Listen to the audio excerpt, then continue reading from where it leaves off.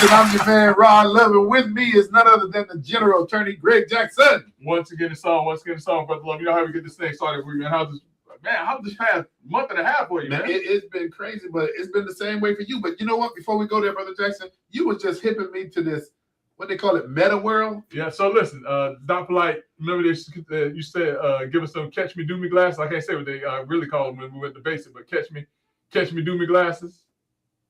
So, birth control? No, not the glass they used to give us.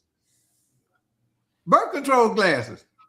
You know, yeah. So that ain't what we call it. We call it something else. So we'll go offline on that one. But yeah, something like that. But anyway, so yeah, these ain't the catch me do me glasses. These are my my Ray-Ban Meta display glasses that I'm wearing right now. So Doc, he's in here. I put him on, and he's in here doing his finger, and I see different menus. I mean, boy, that's like some secret agent stuff. Yeah, that's the James. You know, he always on the cutting edge of James Bond stuff. No, but listen though. So also, let's say, for instance, if I'm standing to somebody and they speak Spanish, I can tell them to start live translation, and it'll translate what they're saying. And I can see on the screen exactly what they're saying. Yeah. Hey, I like that. And I can go to live AI and ask any question I want to. Doc, give me a question. Any question. Who holds the most debt for the U.S.? We just talked about this off air. Hey, Meta, start live AI. Oh, he just talked to it. Doc. Huh? I hit this. Okay. Hey, Meta, who has the most debt in the U.S.? The U.S. federal government holds the most debt, over $34 trillion. The U.S. federal government has the most debt, over $34 trillion. You know, hey, technology, Doc. Hey, Doc, do you see him over here going through the menus with his hand? No. Okay, I see it now. But you know what? Technology can't do this like Attorney Greg Jackson can, but can you tell our listening audience who they're listening to this evening? Oh, no, wait. Hey, Matter. Should I tell them who they're listening to right now? I better say yeah. All right, now you tune in to two of the most influential voices in Central Florida on a Monday night podcast. Brother Love and who are you? You Brother Love, my baby. I ain't said it so long. And we got Doc Polite. We got Brother Armando in another room, and this is two of the most influential voices, hardest working men in podcasts. Don't forget that IQ piece. Stuff, and you raise your IQ, but again, I got to do it now because I got my meta glasses. Hey, put on those glasses. And you can work. Hey, I can't afford no meta glasses. Meta glasses $500. I have to get me some howdy doody. Now, listen, these are howdy doody glasses. But listen, all jokes aside, you tuned in to two of the most influential voices in Central Florida on a Monday night podcast. Brother Love, Greg Jackson, the dynamic duo guaranteed to raise your IQs 20, sometimes 25 points, Brother Love. When we got the meta glasses, we're going to take it to 30. Hey, I got to get this stuff. If you want to be a part of the night show, all you got to do is use those Twitter fingers and hit 407-921-6195. Again, that's 407-921-6195. We got a special guest in with us tonight, Brother Love, but for now, we got to let's get it on. Hey, man, you know what? Now I want to throw these away because they're not talking to me. They're not showing me nothing, Doc. They just glasses. But at least I can see. But let's catch up with our brother because we ain't talked to him. Well, I haven't talked to him in over a month. So what's been going on in Attorney Jackson's universe? Special assignment. I mean, mainly getting ready for trial, doing trial, resolving cases. But today was an interesting day. I don't know if y'all remember, but I went to trial over in Levy County back in December. We prevailed in that case and everything like that. And defense counsel was upset that we won because we weren't supposed to win that one, according to them. So they filed a motion for new trial. And I had to drive over to Levy County today to have that motion for new trial heard. And so I'm happy to report to Let's Talk Nation that I once again prevailed.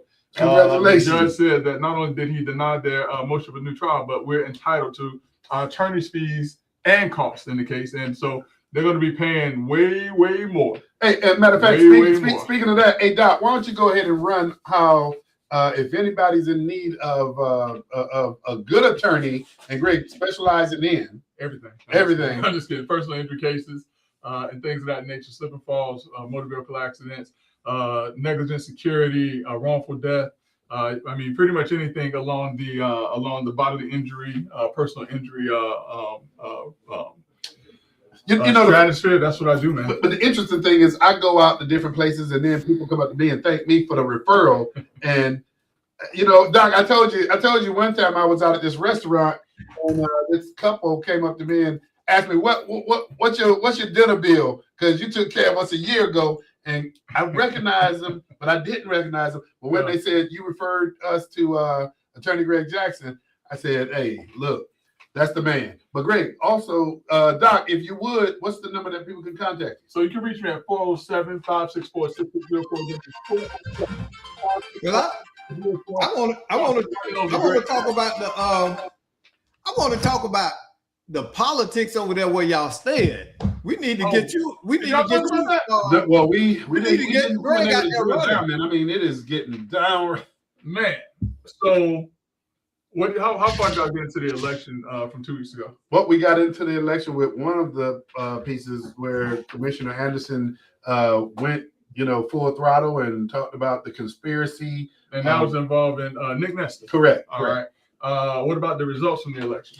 We did well. We let everybody know that individual that we supported, and we don't look. I mean, Brian Nelson. I gotta say, this guy, his heart is with the city of Apopka. Yeah. Ain't no two ways about it. And, Yeah. just proud of what he's done for that city, man. And ain't no two ways about it. Now, I will say, all right, because Brian Nelson and my relationship is a very interesting relationship, because I actually ran against Brian Nelson back in 2024 when I was running for county commissioner along with 5 other individuals, I want to say.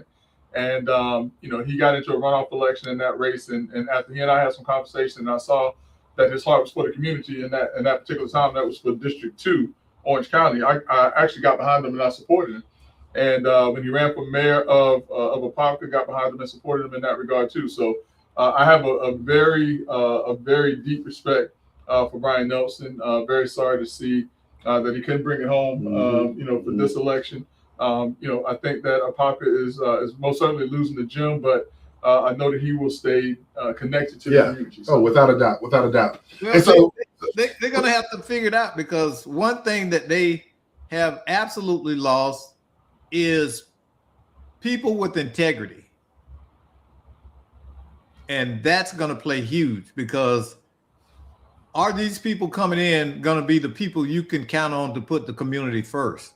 Yeah. And based on many of the things, the ethical issues that surround both of these candidates for mayor, it's very questionable. Yeah. Well, I'm gonna tell you this. So, and that has caused quite a bit of question, because the 2 individuals who have been left standing, one, Christine Moore, current Orange County District 2 commissioner. The other is Nick Nestor. He's a sitting commissioner in the city. With 2 years underneath his belt. Yeah, 2 years under his belt. Edenville just elected a mayor, a young lady who has 0 experience on the council, and I'm sure she'll do fine. She has some good folks behind her. But here's the big question, brother, because people have been asking me this. Because shortly after that race, how people start jockeying and things like that, and trying to see. People are trying to figure out why in the heck, and I'm like, I know you're gonna go. And listen, I'm gonna ask the question, because I who I am. Why in the heck is Brian Nelson getting behind Christine Moore? And you know what? Here's the response that I'm gonna give you the take, Greg. All right, and there's a lot of people. I'm telling you, a lot of people listening. And the take is, there was a time, Greg, that we used to sit back and I'm gonna just say it, look at the best of the best, and now. And I hate to say it, man, we're in a situation that we got to look at who can impact and help Apopka the best, even though, and I know you and I had a conversation, and I would just use the same word you used with me. Decline.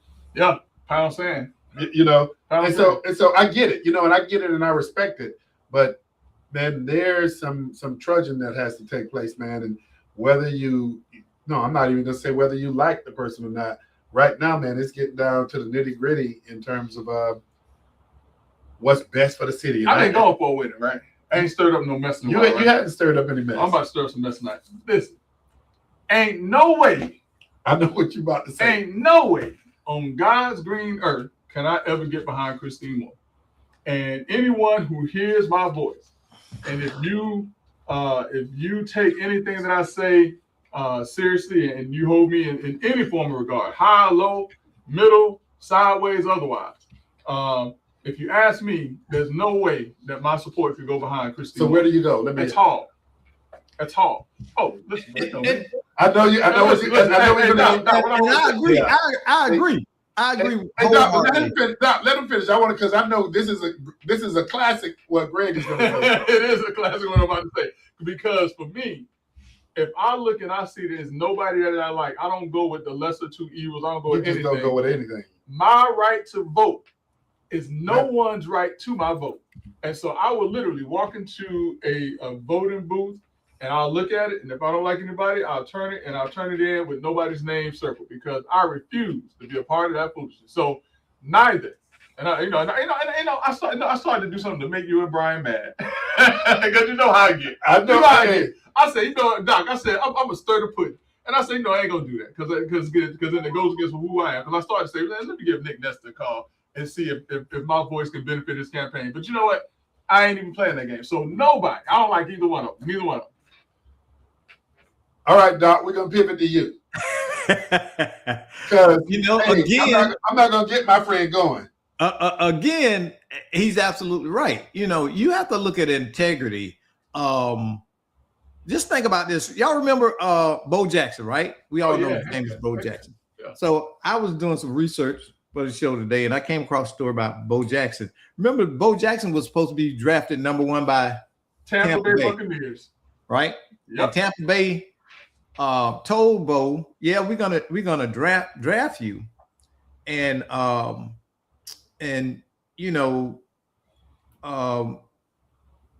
you can still play baseball." Well, he asked them, "Well, did you check with the NCAA about my eligibility to continue playing baseball?" Well, they told him, "Yeah, we cleared everything with them." Now, this was back there when the NCAA really controlled. Mm-hmm. They offered him $17 million. He went ahead and worked out for him and agreed in principle. And when he did that, he found out because he did that, he lost his eligibility. Yep. And he said he would never play for Tampa Bay because the integrity mattered more than the money. Hey, told him, Doc. He said, you draft me if you want to. He said, you draft me if you want to. Oakland, right? And he left, and that was at that time, that was the most ever offered to a rookie. And Let me ask both of y'all this question, because I am compelled to ask. But when somebody that you support don't win, mm-hmm. We're not agreeing that we lessen the level of accountability for who does win, right? Right. We're not saying that, right? Yeah, I agree with that. Okay, because that is what I'm compelled to do. And I mean, I respect Greg. You gave me the decline, I think, 3 strong times. No, twice. I didn't ask you a third. Yeah, I think you barely got that. And I barely got it out there. I knew you were going. Hey, nah. So you know I respect where you're going, but here's what I will say. Because the candidate that I supported did not win, I'm not going to lessen the level of accountability that I'm going to put on whoever gets in that seat. But listen, Brother Love, and I've said this privately and I've said it publicly. You and I, we get paid different ways. Yeah. And so I can do and I can say certain things that Brother Love better not say at times. So for me, listen, I can say 2 cheers in a bucket. I ain't got time for none. But I understand that my friend in the arena that he has to deal with, I mean, listen, so I respect and that's the beauty but of Greg Jackson, though. Greg Jackson can say and do whatever he wants to. And that's when I say I will never, ever support Christine Moore again. Because I supported her one time before. I remember you told me. You laid it I supported her out. one time before. And I did it because she was running against somebody who double-crossed me. And I owed somebody a double cross. That's what I did. Hey, Doc. And I told him. And you know what? And I listen, I know the type of respect he did have for her.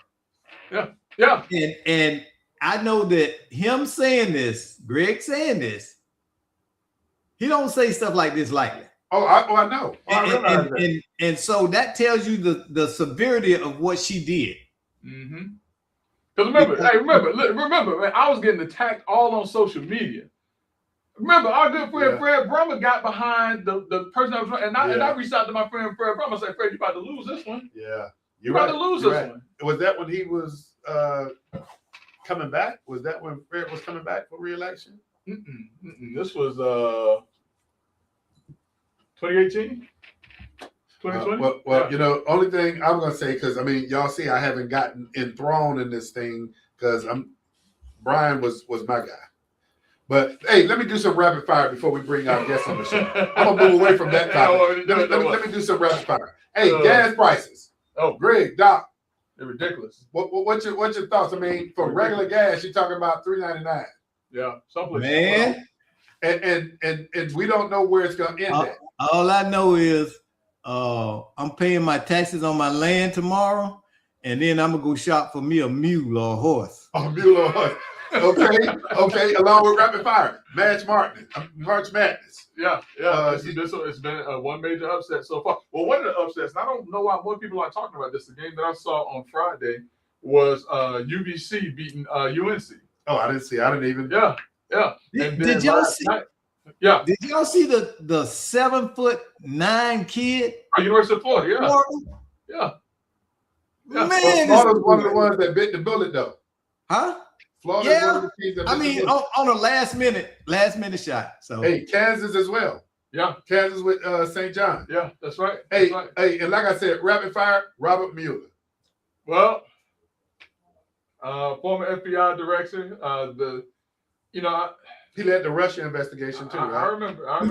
two-time decorated war hero, served in Vietnam. Purple Heart. And all of that. The only thing I can remember is what Trump said this weekend. Yeah. All right, listen. Hey, you go that decorated and purple. All I remember right now is what Trump said this weekend. You know, I wouldn't say that. Even when President Trump croaks, my feelings would be for his family. I can personally dislike the man, but I would honor him as a president and as a husband and a father. Didn't he say something And about George? And to hear him, I'll tell you this: to hear him say that, I was very Wasn't disappointed. that bad. I mean, I don't know what he said, but he bluntly came out, and I'm agreeing with Doc. He said, "I'm glad he's dead," Yeah. because he chases that. He goes so innocent people won't go to prison. But what I'm trying to Now, figure out, the man, what was it that he said about George H.W. Bush? He said something. It wasn't that bad, but it was kind of kind of flied the mouth on that. But hey, McCain has been going a long time. He's still talking Oh, about maybe it was McCain. McCain. Maybe it was McCain Yeah. I'm thinking about. Oh, but what he said about McCain is that he don't like heroes that get caught. Remember that? Oh my goodness, I remember, man. So hey, last couple of rapid fires here. LeBron James holds the record right now for the most NBA games played by a player, and that's 1,612. And I was just telling Armando, he's still above average as a player. Who, LeBron James? Yeah, you don't think he above average as an NBA Oh, player? you mean like in his later years? He said, Oh, in his later- yeah. I thought you were saying like in the grand scheme of the conversation, he's just Oh above. no! I'm not a LeBron James fan, but I ain't gonna take that. Okay, all right, I got you. Yeah. He's still playing that. And so he's somebody that came into the NBA from high school. Yeah. So this record is going to be pushed out there for many years to come. I mean, I think right now LeBron James is just playing. I think he's just playing the time game because he knows nobody wants to stay in the league that long. Kobe Bryant could have easily have done more, but he was just like, listen, it's time for me to pack it up, go home, spend time with my family, do other things in life. Magic Johnson was the same way. Larry Bird was the same way. I mean, these guys, they're not like trying to stay in the NBA to have the most games anybody ever had or the most points and all of this other stuff. And he got some records out there playing with the only NBA player. Is he the only one that played with his son? Yeah. And what I'm hearing now is he wants to push that record even further out and to be able to play with his second son in the NBA. See, I mean, he's doing personal stuff. Correct. We might well shoot for the grandkids. For the grandkids. Yeah.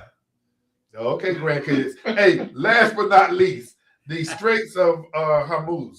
20% of the world's oil, and I didn't know this, Greg. I know you and Doc stay up on this stuff, but 20% of the world's oil comes through that strait. Yeah. And right now it's being locked up because of what's taking place over in Iran. I think that gas prices will start to go down a bit because it was announced today. Because initially Trump gave them 48 hours to do something before he started bombing their infrastructure in or near the Straits of Hormuz, and so they've come to some type of deal. So hopefully that will positively impact fuel prices here in the upcoming weeks. But the thing that concerns me more than anything else right now is that we are still in the midst of the second lockdown in less than 3 months, and we have TSA folks that are. I mean, they had over 400 TSA folks to quit this last week alone because these folks Haven't been paid in a month, right? Well, it's going on a month now, but yeah, it's going on a month now, and it's ridiculous right now what Congress is doing, Republicans and Democrats, because I hold both sides accountable for what's taking place to these hardworking people that they're just trying to make a living. How much longer do you think or you anticipate this going on? I know you don't have a crystal ball, but I mean, they're trying to work something through. I think that something will be done within the next 7 days, maybe. Okay. My hope is that something will get done within the next day or two, if not tonight. So I got you. Yeah. Hey, well, tell you what, to our listening audience that's joining us, and we have a special guest for you this evening. Doc, if you take us to a commercial, we're gonna do something, man, and we're gonna roll somebody in here, man, and the audience is gonna really be captivated by this individual. And Greg and I, as well as Doc knows this person personally, and he almost opened up a new show on the last show. 5 minutes before we was gonna go. 5 minutes till. Yeah. Hey, these my peeps, man. These my people. So. And great person. So we're about to bring on the show. As usual, you or Greg do that introduction because Doc, I know which side you leaning right now. So take us to a break, man, so we can get that person in here. Joe's European Quality Auto Repair. Mercedes-Benz, BMWs, Jaguars, and Porsche. Joe's Quality Auto Repair specializes in European cars. Joe's Quality Auto Repair is located at 1240 State Road, 436 in Altamont Springs. Stop paying a king's ransom for your foreign auto repairs. Call Joe's Quality Auto Repair, mention Let's Talk Nation, and he'll beat certified dealership repair quotes by 30%. Call Joe's Quality Auto Repair at 407-409-6040. Again, 407-409-6040 for the best affordable and guaranteed European auto repairs. Hey, welcome back to Let's Talk Nation. We're going to talk about a special guest. And you know what? I'm good. Hey, Mondo, where those applause at, man? That's what I'm talking about on cue. Hey, Hey, my sis, what's going on? How are you? You got Steve? You got Steve with you? that's on demand. Okay. Okay. Hey, so You Greg, got Steve with you? Look. Hold on. Let me catch up. Where's Steve at? He's outside. He's in the other room. Oh, you're in the other room. Tell him stick his head in here. Hey man, ain't nobody got time for you to be doing how to do the moments. What's wrong with you? hey, do you want to make the introductions? I'll shut it down. Do you want to make the I know where you live. Hey, we got an attorney in the room. You got to do All right, go ahead. Let me shut up. Okay. Hey, great. You're sitting there to go to Tallahassee. Hey, so Doc, because and you know what? I've known Shannon for years. Greg, you've known Miss Shannon for years. But Doc, we're gonna go ahead and pass the baton to you to make these introductions, brother. This wonderful lady right here is the product of another amazing woman. Her mother, Evangelist Woodson. Shannon and Steve are pillars in Orlando. They have done tremendous things. I am so happy to see her taking her talents and her skill to a next level to help continue to help the people in Orlando and Orange County. And I can tell you they would not have a better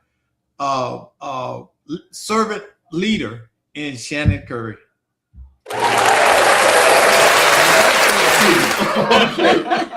Well, Miss Shannon, welcome to Let's Talk Nation. And you are the first candidate for the new District 7. See, a lot of people don't realize that Orange County added 2 additional seats now. That's correct.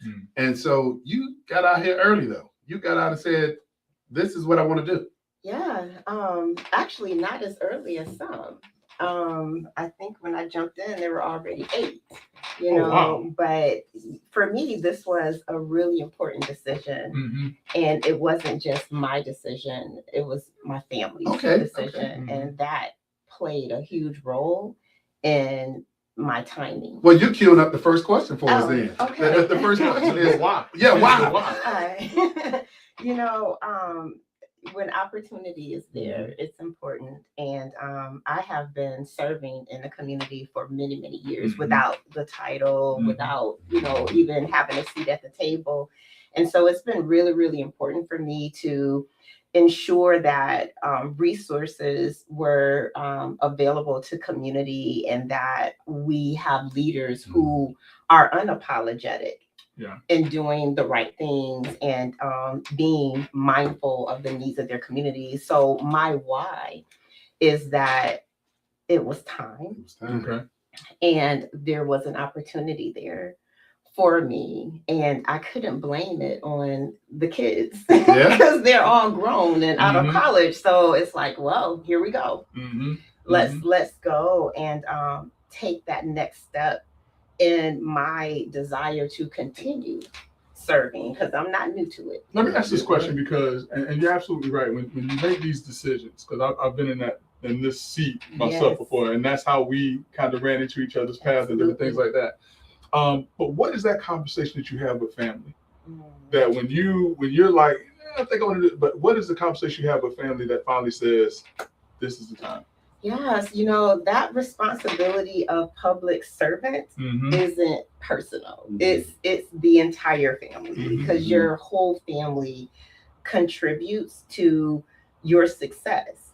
And the conversation for me was, first, there's something I want us to pray about. You know, we want to take this before the Lord and make sure, because, you know, Vincent was talking about, you know, how I was raised, you know, and my mother was always a God-fearing person.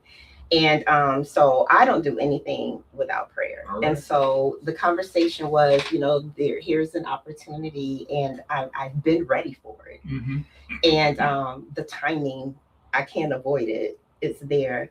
And once my family and my husband said, let's do it. And then it was right. And then you start making the phone calls and doing that. And what really affirmed that this was right is the responses that I've been received. Like, finally. So what kind of feedback have you been receiving from people that live in District 7? Yes, it's been that we are so happy that you're the one, you know. And after a few times hearing that, I kind of had to sit back for a minute and say, wait, hold on, because I don't want to take that for granted. But I've continued to hear that people were saying, I'm so glad that you are the one. And I've had some people say, I don't know who you are. Then great, you're the one I want to talk to. You know, you're right. So I don't run away from those opportunities. But that's what I've been hearing from within District 7 and outside of District 7 is, I wasn't going to do anything in the race until I saw you. And that's been the feedback. So for those who don't know the new District 7 and what makes up District 7, what areas are we talking about? Yes, so the broader part of District 7 is the Pine Hills communities. I think that's north population of about 65,000 people alone. Yes, and then we jump over West Colonial and pull in Orla Vista. So we do pull in Orla Vista and then work our way back up. And we have Maitland, we have Eatonville, Lockhart, the Rosemont area, College Park area. Very, very unique. Yeah, that is an interesting communities. Very different, very different communities. So I think representation is really, really important. And a lot of this, I mean, expanding the 2 additional districts was based on the growth alone. I forgot Eatonville. Did I say Eatonville? Okay. I was going to tell you, I got some stories about that. We'll talk offline. Okay, yeah, we won't do that here. Let me ask you this question, and I know I've gotten older, maybe I remember this correctly or not, but did you work as a legislative aide, assistant? I did. And see, I say that for a reason. I say that because you're looking at local government, but you already got a good snapshot, because if I recollect back in the day when I was in government, you understand those policy processes. You understand the appropriations process. Yes, so this is a new depth at the local government standpoint, but you've been there. I've been there, and you know, being able to lead a district, it really goes beyond I just like you as a person. It's, can you sit at the table and do the work? And my legislative experience as a senior, as an aide, you know, you don't get to the elected You got to go through the aide. So I know how to gatekeep too. Exactly. You know, but understanding appropriations, budgets, policy development, you know, how to reach across party lines, how to pull people together and resources, that is really important to, can you lead a community? Can you lead a district? Because you may not be in the chambers of Tallahassee, but you're in your local chambers. You're absolutely correct. Yeah. And you're having to be able to pull people together as partners and collaborators to get things done. And that, those many, many years of having that experience, I don't take that lightly. I learned so much. And even when, you know, you work so hard and it doesn't work out the way that you want it to, you still keep going. Right. And that built a muscle in me that I believe just stayed with me and gave me the tools that I needed to do the things that I've continued to do. And see, what a lot of people need to realize is when you are on the dais, people expect a great deal from you, but the other thing that some people sometimes don't realize is you're only one of a number of those votes. So your advocacy has to be that spirit of oftentimes negotiating and compromise so that your district can get what it needs. Absolutely. You know, working with the county staff is really, really important. You know, some people don't understand that you're just one layer. You know, there are other layers. You know, I was thinking today how important it is even choosing who sits on certain advisory boards because they're also making decisions. Right. I sat on the for District 6 many years ago, the planning and zoning board and just economic development. You know, I'm over here voting, you know, so it's really, really important. And it goes beyond that one person, you know, that one meeting a month or what have you. You have to work with staff. That's true. You have to be able to work with staff. Well, people don't realize that those individuals from the community that you select to sit on these boards are representation of you as well. Yes, and it's important. And so for me, it's really important to be very, I don't know the word I'm looking for, but selective. You know, and selecting carefully because that would be an extension of me. So like I say, it goes beyond someone that is, I don't know, easy to digest. You know, it goes beyond that, and it really sits on what are your values. And I believe that I have a circle of people that I can trust that to carry the values and the integrity that I carry, because I don't compromise that for nothing. Yeah, I'm saying. So listen, Let's Talk Nation, we're here in the studio with none other than Miss Shannon Curry. She is a candidate for the new District 7 here in Orange County. We are having a great conversation, and we want to talk to you a little bit about with the diversity of District 7. What are some of the top issues that you're hearing from residents coming out of this diverse area? Yes, thank you for asking that. I've been attending some meetings, and they're so different, like polar different.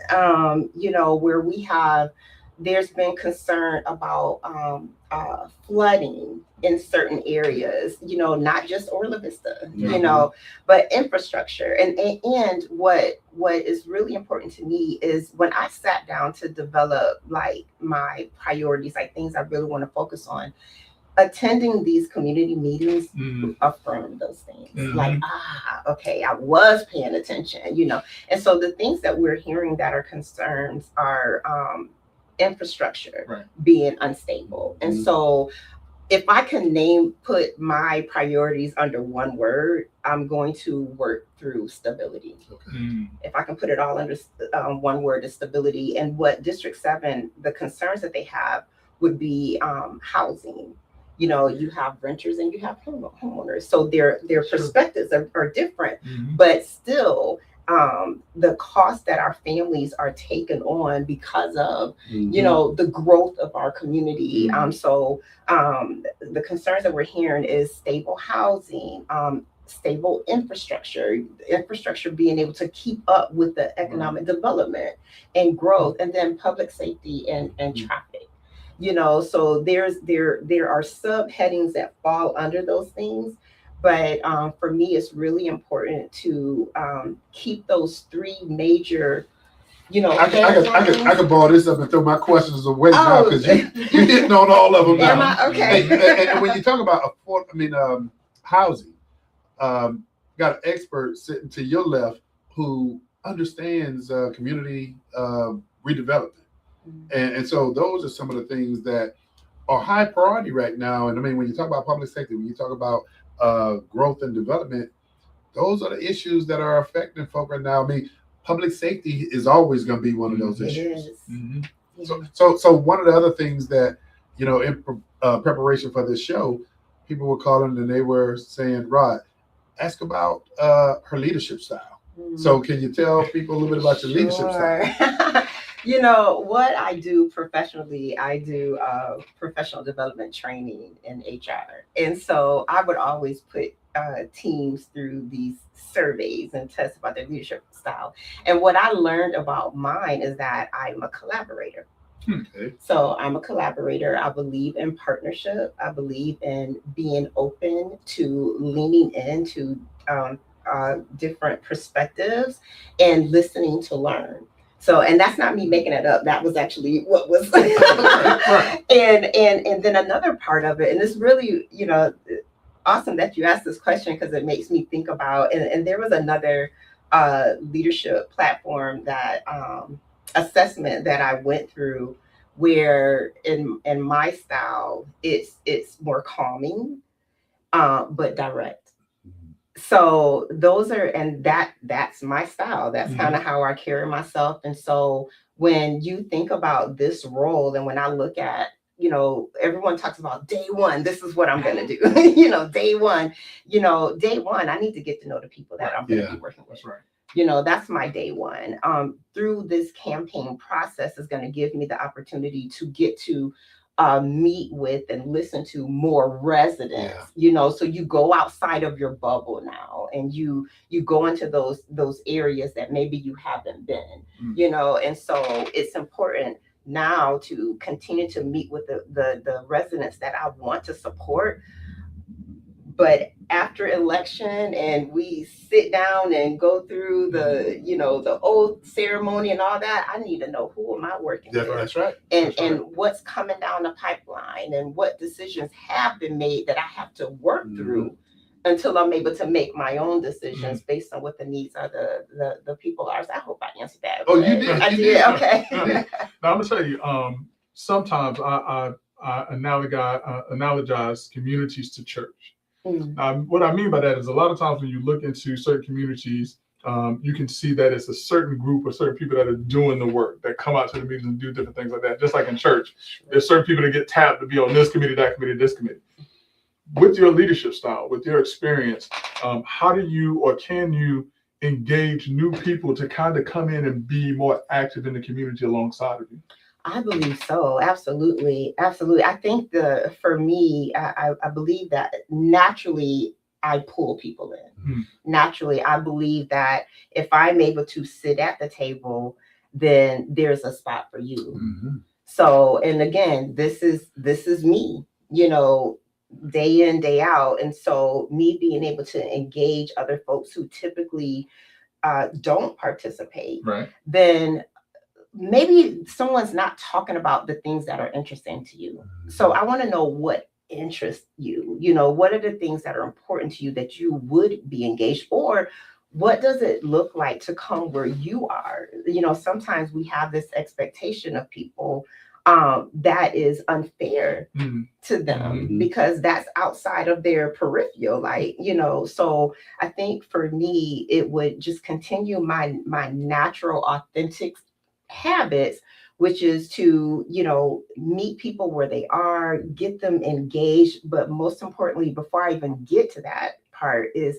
finding out what's important. You're right, because everybody has their different interests. You know, I'm gonna try something here, and Brother Jackson is gonna tell me if I pull this off. Oh, okay. Let me adjust myself. You know, okay. he tells me if my segues are good or not. Oh, yeah. But I gotta listen now. Hold on. Okay, hold on. So here's where I'm gonna go. Thinking habit. Us asking you about your leadership style, and I'm gonna just speak for myself. Me being familiar with you over the years and seeing you when you was a legislative aide and looking at how you took on things, and what a lot of people don't realize is, and you're right, you have to go through those A's if you really want to get things done.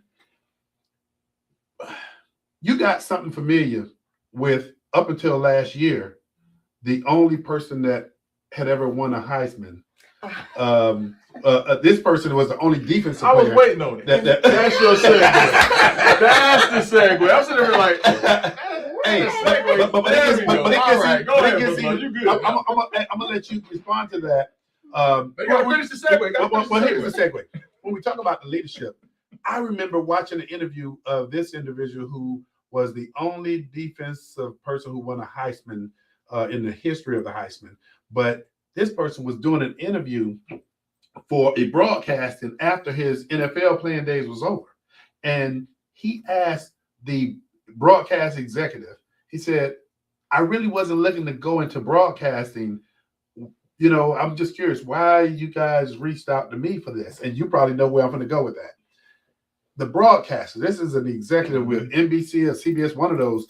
And he turned to this individual and he said, you have been interviewing for this job all your life. He said, we watch you when you were in college. We watch how you responded to winning, and we watch how you responded to losing.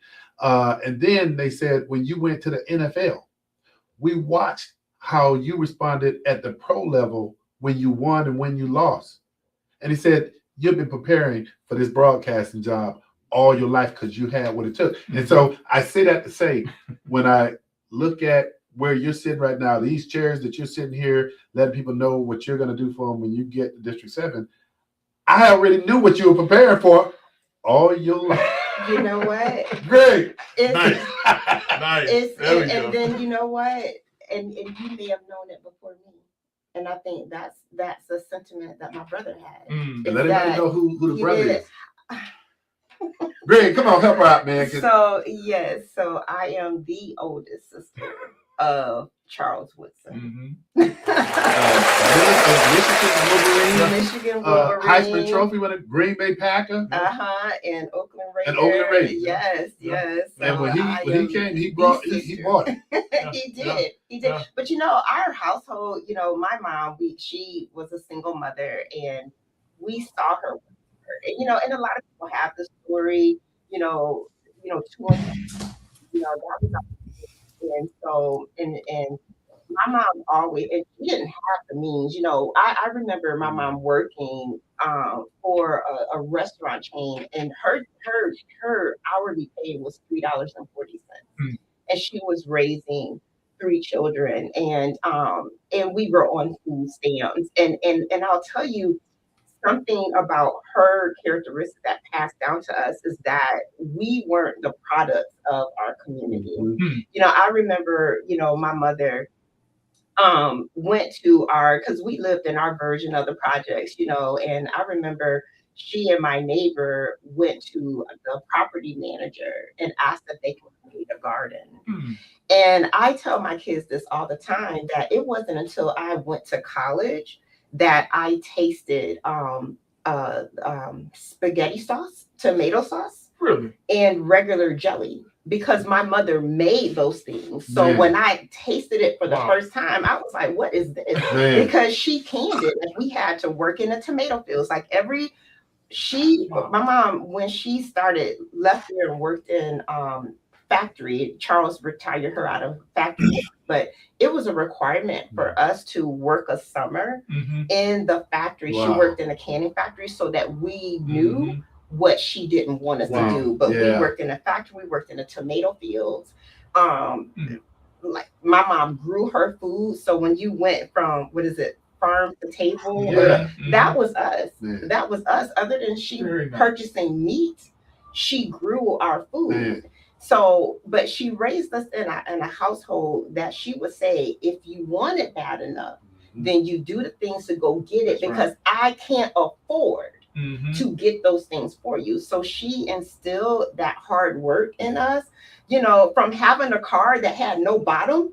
And we lived in Ohio in the snow, and she would put a cardboard so that our feet wouldn't freeze. But that's how we grew up. And so she grew us up she raised us to be tough, mentally, and competitive. And I mean, we're all athletes. Myself and both of my brothers were athletes. And we still carry that mentality because that's what she instilled in us, that if you want it, you do the work to go get it. And that's how she raised us. That's great. So, and listen, these are the types of things that when people wonder who is Shannon Curry, and not just the candidate of Shannon Curry, because it's easy to read and say, okay, this is who, but to hear, you know, the backstory, you know, the what makes me who I am, what gives me the determination. I think that's what people really and truly enjoy hearing, and that's what Let's Talk Nation, you know, provides the right candidate that we like to come and sit with us. Doc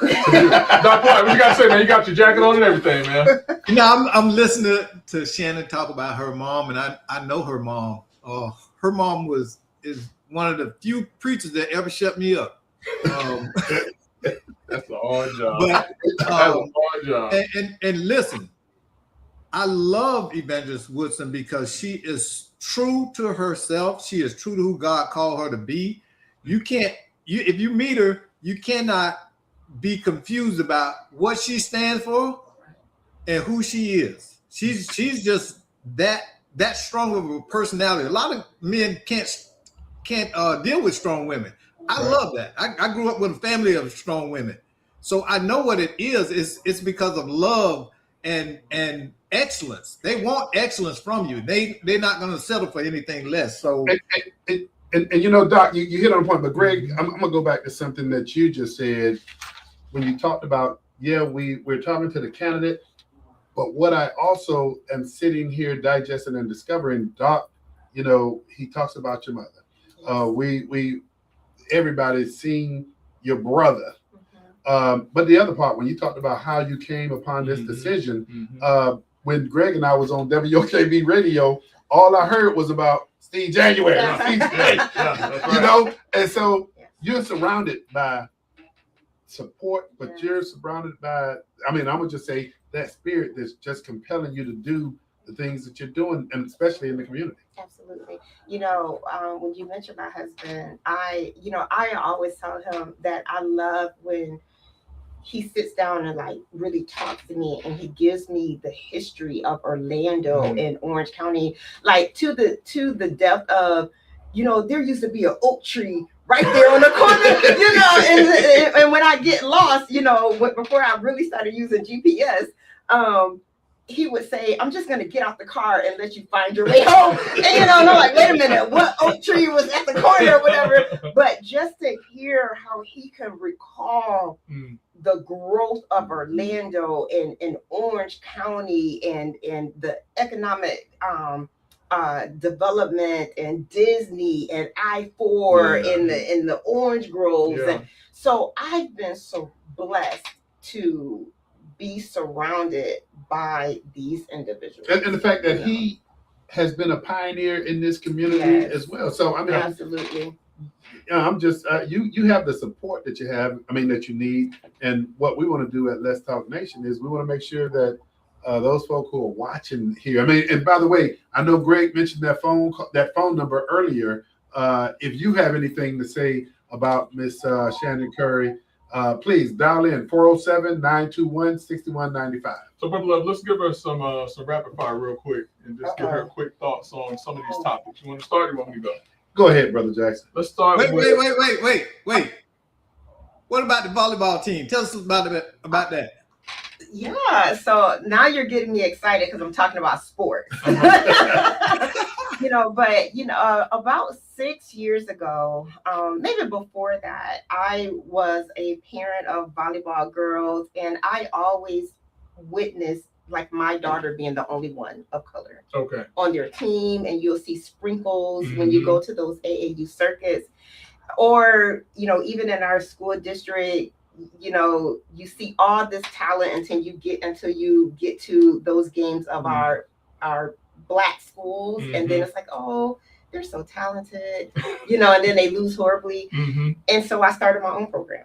Oh, wow. I started my own program, and so we have a successful program that's been in existence in the Rosemont area, where we have about 30 plus girls, and we have a year-round volleyball program. So this is AAU? AAU, Okay. yes. Nice. So Very we year-round with skills and drills training, and our ultimate goal was to prepare these young ladies to just be strong-willed individuals, teach them the sport, build faith in them. Some girls never had a Bible before, so we are praying with them. And I always tell parents, if you don't believe, this might not be the place for you, because I'm going to pray over your baby. But really just teaching them not just about being competitive, but to build them up emotionally and spiritually and physically, and teach the game to them. And it got to a point where we, like I said, we started as skills and drills, just showing up and seeing who shows up, to where it just became more and more consistent, and then it became more and more intentional, to where we have a full functioning volleyball program. And based on the AAU circuit, we are the only Black and brown volleyball program in Central Florida. And this wonderful, our girls are amazing. And so we train from 10 years old to 18, and we can take younger, but our thing is usually around 10 they can follow instructions, because volleyball is kind of similar to golf. You just can't go out in the backyard and learn it. Somebody has to coach you through it, because it's very technical.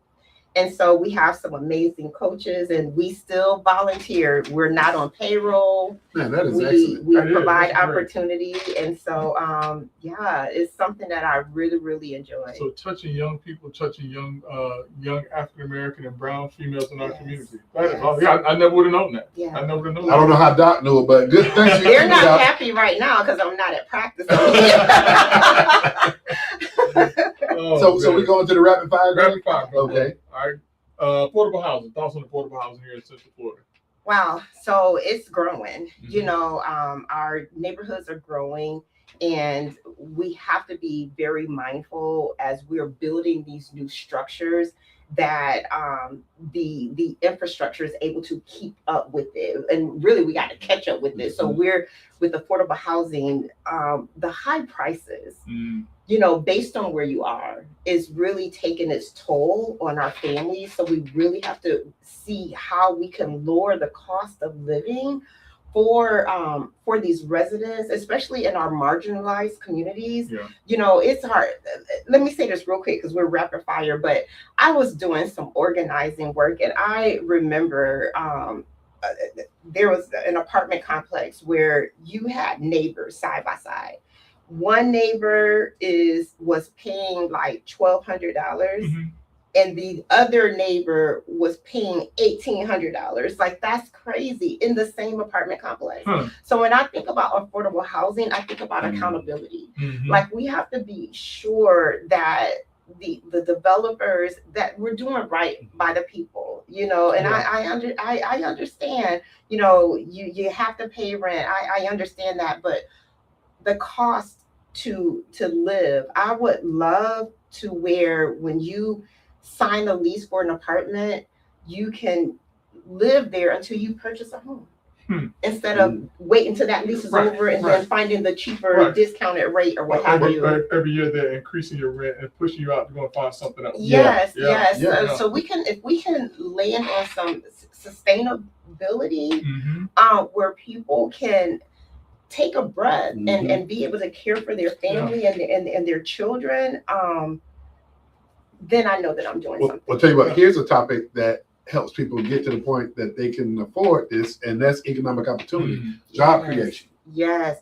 So many of our communities in District 7 have their business corridors. Mhm. So again, when we look at what is coming down the pipeline, you know, in these communities that can bring jobs, and we have to be very careful with that, because with those opportunities, what is it and how will it impact in other areas? Right. Because I hate to say it, but if you think about like data centers, if data centers are coming, that may bring hundreds of jobs or bring hundreds of people into a community, but how does that affect the energy costs or the water? And the labor, you know, you and want the to make sure labor. that labor costs are going to be at a point that it's reasonable that people can go and not work a minimum wage job. Yeah. So for me, just making sure that we're bringing business into the community is really, really important. And then also supporting like those community resources that can also assist with those things. Well, you know, in the sake of time, I got to throw this out there: accountability and spending. Oh my gosh, we got to watch the budget. We have to watch the budget and look at what those line items are. You know, for me, I would pay close attention to that. And again, like I said earlier, knowing what was already planned 10, 25 years ago, that's now coming into fruition, understanding what those things are, and then making sure that we are managing the budget responsibly, so that I know one wave may not float all boats, but can we make sure that the local community has some benefit of, you know, these businesses coming in to be. So it's really, for me, like I said, knowing who's been sitting at the table and connecting, learning, and then understanding what the needs are, because things change. And what decisions that were made 25 years ago may not even make sense right now. You're right. Brother Jackson. Yes, sir. I pass the baton to you. Anything left on our agenda? I mean, listen, man. She knocked him out of the park. No, listen, I was going to say it's very good to see Miss Curry again, but it's also even better to see that she is stepping up and is putting herself out there to serve this community. I think that District 7 would have a gem with Miss Curry as its first commissioner. And so it has been a pleasure getting a chance to re-engage with you and say hello again to you. Yes, it's been a long time. Yes, it has. So, and best of luck to you. But the most important thing is tell folks how they can find your information, and if they want to help, either by volunteering or donating, how they can do that. Absolutely. I need your help. I request your help. Right now we're on social media. So if you go to Vote Shannon Curry, you can follow me there, and then we'll get more information to you. But I'm using that platform right now to let you know where I'll be and how to engage. And then I want you to talk to me there, you know, and then we can exchange, you know, personal information from there. But I really want to hear from you and what your expectation is for someone who is asking for your support for this new seat. But for right now, Vote Shannon Curry on Facebook and Vote for Shannon on Instagram is the best way to connect with me. If I can say one thing, I will be knocking on doors, have been. I need y'all to open the door for me. I want you to open the door, even if you have no solicitation, come meet me outside, because I want to get to know you. I want to get to know you. I want to engage. I am taking the route of petitions. Okay. So we have 1,046 petitions to sign, and I did bring some. So I want yours. And if you live anywhere in Orange County, I want you to sign a petition to get my name on the ballot, and qualifying is June 11th. And also take advantage of the right to vote that we have. I believe, and I know you can best, both of you can best help me with this, is that I think you will now have to have 2 forms of ID to vote. And that really affects like some of our mature residents, where some of us don't even know where our voter Right. registration card is, Right. but you need your voter registration card and your a driver's license or a state ID to be able to, to bring that to your voter precinct. So I just want community, be prepared. I don't want anyone caught off guard. You have a right to vote, and that is your way to use your voice to make the statements of what you want in your community. Hey, well, thank you. Absolutely. And you gave Greg an idea. I think, Greg, our next guest needs to be the supervisor of elections so that they can come and make sure people truly understand. Absolutely, man. Sounds like a plan. Thank you for joining us Right, on Let's thank Talk Nation. you. You've done a great job of informing Thank folks. you. Hey, and don't you shake when I tell Greg this, because he's used to me telling him this. Oh, You ain't got to go home. But you got to get out of here. Hey, until next time on Let's Talk Nation, join us.